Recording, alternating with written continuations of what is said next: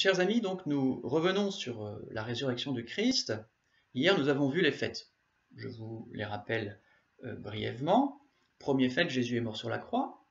Deuxième fête, Jésus a été enterré. Troisièmement, on a retrouvé sa tombe vide. Quatrièmement, beaucoup de personnes ont eu la forte impression de voir Jésus après sa mort, de voir Jésus vivant après sa mort. Et enfin, dernière fête, les apôtres ont brutalement changé d'attitude. Ces 5 fêtes. Alors, notre tâche ici est de nous montrer qu'il est tout à fait raisonnable de croire en la résurrection du Christ, et que c'est même le plus raisonnable, et qu'il serait déraisonnable de ne pas y croire. Alors, comment pouvons-nous expliquer ces fêtes? Alors, nous allons nous borner à expliquer les 2 faits majeurs, c'est-à-dire le tombeau vide et les expériences d'apparition. Comment expliquer que la tombe soit vide? Évidemment, c'est un élément clé, un élément capital. Le tombeau était vide, dit saint Pierre. Ce que tout le monde à Jérusalem pouvait vérifier. Donc on a dit que ce fait ne peut pas être remis en cause. Le tombeau était vide. Tout le monde à Jérusalem pouvait le vérifier. Et d'ailleurs, j'imagine que beaucoup sont allés le vérifier, c'est tellement extraordinaire. Alors, possibilité, peut-être qu'on a enlevé le corps. Alors, comment les disciples enfermés à double tour dans le cénacle, parce qu'il n'y a que les disciples qui ont intérêt à enlever le corps. Les pharisiens, les ennemis de Jésus, ont intérêt à ce que le corps de Jésus reste dans sa tombe et qu'on ne parle plus de cette histoire. Donc si les disciples vont enlever le corps, je vous rappelle qu'ils sont enfermés à double tour dans le cénacle, qu'ils ont tous fui pendant la Passion, ils ont tous eu peur d'être crucifiés à leur tour. Comment ont-ils pu avoir cette audace d'aller chercher le corps du Christ? Bon, alors, admettons. Les apôtres, en fait, ils n'ont pas peur. Finalement, ils n'ont plus peur du tout. Ils sont que 12 petits pêcheurs de rien du tout, qui ne savent évidemment pas se battre, qui ne savent que pêcher et qui n'ont pas du tout envie de revenir chez eux avec leur famille pour continuer leur vie tranquillement. Ils veulent continuer à se battre pour quelqu'un qui est mort crucifié. Très bien. Donc, les apôtres, finalement, sont courageux. Et ils décident d'enlever le corps de Jésus. Mais pour ça, il faut qu'ils bataillent contre les gardes. Des gardes dont le métier, précisément, est de garder, donc ils ne sont pas censés se laisser faire. Hein. Et donc, ils arrivent à tuer tous les gardes. Ou, je ne sais pas, les mettre en fuite et à prendre le corps.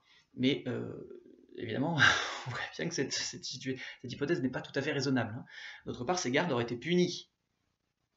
On imagine que ces gardes auraient été punis, qu'ils auraient été destitués, je ne sais pas, renvoyés, ou même à leur tour crucifiés. Alors, pourtant, on nous dit qu'ils ont été récompensés. D'autre part, si les apôtres vont se battre avec les gardes pour récupérer le corps, tout le monde va le savoir. Et on aurait dit, ben voyez, ok, ils disent que Jésus est ressuscité, c'est juste qu'ils ont pris le corps, ils se sont battus avec les gardes, ils ont récupéré le corps. Tout le monde, évidemment, aurait vu la supercherie. C'était cousu de fil blanc. Alors, les grands prêtres demandent aux apôtres de se taire. Ils leur disent « taisez-vous ». Donc on voit bien que les apôtres n'ont pas pu aller se battre directement avec les gardes pour récupérer le corps. Alors, auraient-ils pu aller discrètement prendre le corps de Jésus, enlever discrètement le corps de Jésus?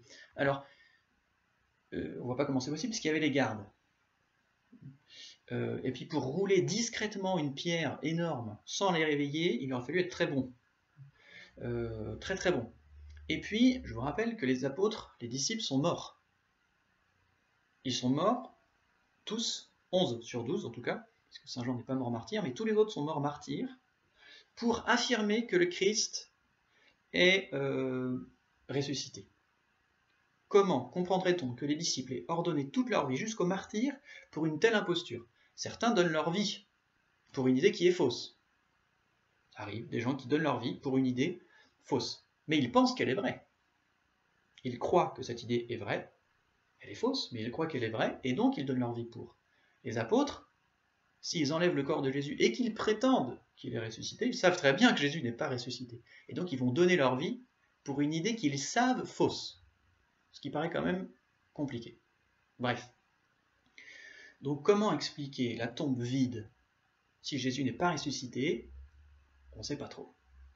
Deuxièmement, comment pouvons-nous expliquer les expériences d'apparition? Jésus n'est pas ressuscité. Mettons-nous dans cette hypothèse. Le Christ n'est pas ressuscité. La sincérité des apôtres n'est pas en doute. S'ils n'avaient pas été réellement convaincus d'avoir vu le Christ, ils n'auraient pas bravé la mort avec une telle facilité, ils n'auraient pas vécu un tel retournement. Alors, ont-ils eu des hallucinations? Sans doute, mais ça n'explique pas le tombeau vide. C'est pas parce que j'ai l'hallucination de quelqu'un ressuscité vivant devant moi, ça n'explique pas que le tombeau soit vide. Et comment, psychologiquement c'est aussi difficile ça, comment affirmer que la mort de Jésus va produire des effets similaires chez un ami, Saint Pierre, et un ennemi, Saint Paul? D'autre part, on n'a pas de témoignage, pas à ma connaissance en tout cas, ou pas dans ces proportions, d'hallucinations collectives, d'extase de masse, 500 frères à la fois, avec illusion visuelle et auditive. Voilà, c'est quelque chose de tout à fait quand même assez spécial comme expérience d'apparition. Comment pouvez-vous les expliquer si Jésus n'est pas ressuscité? Et puis ceux qui déclarent avoir vu Jésus ne sont pas du tout des gens fous, ce n'est pas des faibles psychologiquement. Il suffit de lire leurs écrits pour se convaincre du contraire. Les évangiles, les écrits chrétiens sont lus et relus et relus et relus et médités par des centaines et des centaines de millions, des milliards et des milliards de personnes depuis 2000 ans. C'est quand même difficile d'affirmer qu'il y a autant de fous en liberté sur la Terre. Ça voudrait dire que toute l'Église, qui est quand même une institution solide, pérenne, inchangée, que toute l'Église est fondée sur une bande de malades mentaux. Ce qui me paraît délicat à affirmer tout de même. À cela, on peut ajouter que la foi chrétienne s'est montrée extraordinairement féconde. Dans le sillage de cette foi au Christ ressuscité, il y a eu non seulement de nombreux fruits, mais aussi une foule de miracles reconnus, ainsi qu'une grande facilité de l'Église à produire des grandes figures de sainteté, le nombre de saints qu'il y a eu dans l'Église catholique tout de même, ce qui n'est remis en question par personne. Constamment, l'Église a vu naître en son sein des géants de la charité. D'où vient cette force, capable de transformer radicalement les cœurs humains tellement égoïstes, si tout repose sur du vent, s'il n'y a pas de source, ou si la source est une folie, une hallucination? On n'a pas d'autre exemple, comme par hasard, une fois de plus, de religion fondée par des fous. Donc, la cohérence et la fécondité de la foi jouent en faveur de la vérité qui est au centre. Au centre de la foi, il y a cette vérité de la résurrection. Si le noyau est pourri, comment expliquer le fruit qui s'est développé autour? Compliqué. On dit souvent qu'il n'y a pas d'effet sans cause. Et l'effet est proportionné à la cause. N'importe quelle cause ne produit pas n'importe quel effet. Eh bien, pour l'effet qu'est l'Église, il faut nécessairement une cause qui, ici, n'est pas la résurrection, on se demande ce qu'elle est. Au fond, le fait même de l'évangélisation signifie que la résurrection a bien eu lieu. En effet, les évangiles sont crédibles lorsqu'ils nous disent que les apôtres étaient peureux et doutaient pendant et après la passion. Tout s'effondrait avec la mort du Christ, avec la mort du Maître. Tout s'effondrait. Tout leur rêve de restauration du royaume juif, etc., etc. Comment comprendre que peu après, les apôtres qui ne sont, on le répète, les apôtres ne sont personne. Qui sont les apôtres? 12 pêcheurs galiléens, c'est-à-dire d'une région périphérique dans l'Empire romain. Qui sont-ils? Comment comprendre que ces apôtres défient le pouvoir religieux, le pouvoir politique établi, en proclamant ressusciter un homme dont la mort est connue? Donc à vue humaine, un tel retournement dans l'attitude des apôtres est inexplicable. Comment comprendre ce changement psychologique radical s'il n'y a pas un événement réel qui a tout bouleversé? La résurrection est un grand mystère, un grand miracle, quelque chose d'effectivement difficile à croire. Mais le christianisme sans la résurrection est une énigme encore plus grande à intégrer. Voilà ce que dit saint Jean Chrysostome. Ces hommes, les apôtres, étaient incapables de soutenir l'assaut des Juifs quand le Christ était vivant. Et lorsqu'il fut mort et enseveli, alors qu'il n'était pas ressuscité, qu'il ne leur avait pas parlé pour les réconforter, d'où croyez-vous qu'ils se seraient mobilisés contre la terre entière? S'ils ne l'avaient pas vu ressusciter, ils n'auraient pas pris un risque pareil. Pourquoi défendre à présent un maître qui ne nous aidera pas, puisqu'il n'a pas su se défendre lui-même? Il n'y a rien à y gagner. Au contraire, les apôtres avaient tout à y perdre. Le châtiment de Dieu, puisqu'il proclame un mensonge, et le châtiment des Juifs. Ils avaient tout à perdre et absolument rien à gagner. D'ailleurs, on voit bien qu'ils n'y ont rien gagné puisqu'ils sont tous morts, martyrs, sauf Saint Jean. Le problème donc est bien là. Pourquoi y a-t-il eu ce fait historique incontestable de l'évangélisation? Voilà ce que dit saint Augustin. De deux choses l'une. Ou le monde a été converti par les miracles, que nous prétendons avoir été faits en faveur de la religion chrétienne, et dès lors celle-ci est divine. Ou le monde a été converti sans miracle, et dans ce cas, l'établissement du christianisme est à lui seul le plus grand des miracles. Excellent, de saint Augustin. Et puis, dès le départ, les apôtres vont faire quelque chose de complètement surprenant. Ils vont changer le jour du Seigneur. Ils abandonnent le sabbat du 7e jour de la semaine au profit du dimanche, le premier jour de la semaine, qui devient le nouveau jour du Seigneur. Or, le sabbat, c'est le 3e commandement. C'est un ordre du Créateur lui-même. C'est Dieu qui a dit « vous sanctifierez le jour du sabbat ». Et bien les apôtres touchent le commandement du Seigneur. Ils le changent, de leur propre initiative. C'est incompréhensible pour des Juifs pieux de porter atteinte ainsi à la loi divine. On n'imagine pas un Juif qui change les commandements de Moïse. C'est absolument aberrant. Et bien les apôtres le font. C'est ce qu'ils font, alors que personne ne leur a demandé. Ça signifie donc bien que pour eux, la résurrection est encore plus importante que ce qui avait été fixé auparavant par Dieu lui-même. Ainsi Benoît XVI a pu dire, je vous le cite, « La célébration du jour du Seigneur, le dimanche, est pour moi une des preuves les plus puissantes du fait que ce jour-là, quelque chose d'extraordinaire s'est produit. La découverte du tombeau vide et la rencontre avec le Seigneur ressuscité. » Alors, on a essayé d'analyser les faits. Quelle conclusion en tirer? La conclusion à en tirer, c'est que la résurrection est la meilleure hypothèse explicative. Si vous voulez bien expliquer tous ces faits, le plus simple, le plus rationnel, le plus raisonnable, c'est d'admettre la résurrection. Elle rend compte à elle seule de tous les faits. Là, vous comprenez tout. Si vous admettez la résurrection, vous comprenez tous les faits qui rentrent bien dans leur... c'est tout à fait ordonné.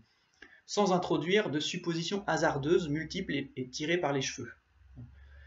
Oui, d'accord, mais en fait, ils ont soudoyé les gardes, ils sont venus de nuit, ils ont roulé la pierre discrètement, ils avaient mis des couvertures en dessous, et on n'en sort plus. Seulement, pour admettre la résurrection, il faut admettre la possibilité du miracle. Il faut admettre la divinité du Christ, évidemment. Alors, c'est bien ce que disait Sherlock Holmes, après Saint Jean Chrysostome et Saint Augustin.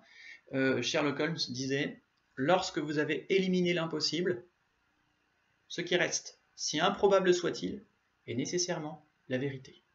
Lorsque vous avez éliminé l'impossible, ce qui reste, si improbable soit-il, est nécessairement la vérité. » On a éliminé l'impossible, ce qui reste, c'est nécessairement, même si ça paraît improbable, la résurrection du Christ.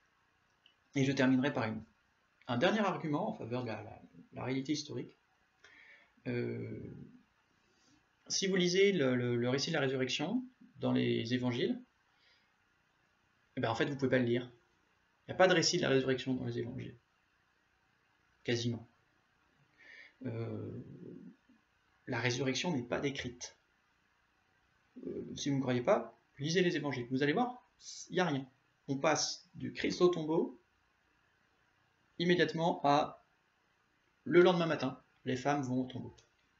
Voilà. Entre les deux, on ne sait pas ce qui s'est passé. Si je suis un affabulateur, si je suis l'inventeur d'un mythe, ben, je vais être très tenté de décrire la résurrection. Je vais parler d'éclairs, de tremblements de terre, ça va être formidable, il va y avoir la fulgurance, le Christ qui sort, qui écrase les soldats, qui fait rouler la pierre, qui fait exploser tout ça. Je vais faire quelque chose d'extraordinaire, si je veux fonder un mythe. Vous lisez les mythologies, il y a du merveilleux partout. Et là, rien. Silence. Pour moi, c'est un indice de véracité historique. Car des affabulateurs, des inventeurs de mythes, auraient sûrement pris plaisir à raconter une scène aussi spectaculaire. Mais sauf que ce ne sont pas des inventeurs de mythes, ils ne font que décrire, ils ne font que nous parler de ce qui s'est réellement passé. Or, la résurrection, ils n'en ont pas été témoins. Donc, ils ne la racontent pas. Dernier argument. Eh bien, nous espérons avoir montré démontré peut-être pas, apporté des preuves, sans doute pas. En tout cas, nous avons essayé de montrer que la résurrection est un événement auquel il est tout à fait raisonnable de croire et auquel il serait même déraisonnable de ne pas croire. Et donc, notre foi, je vous rassure, finalement, notre foi n'est pas vaine. À bientôt.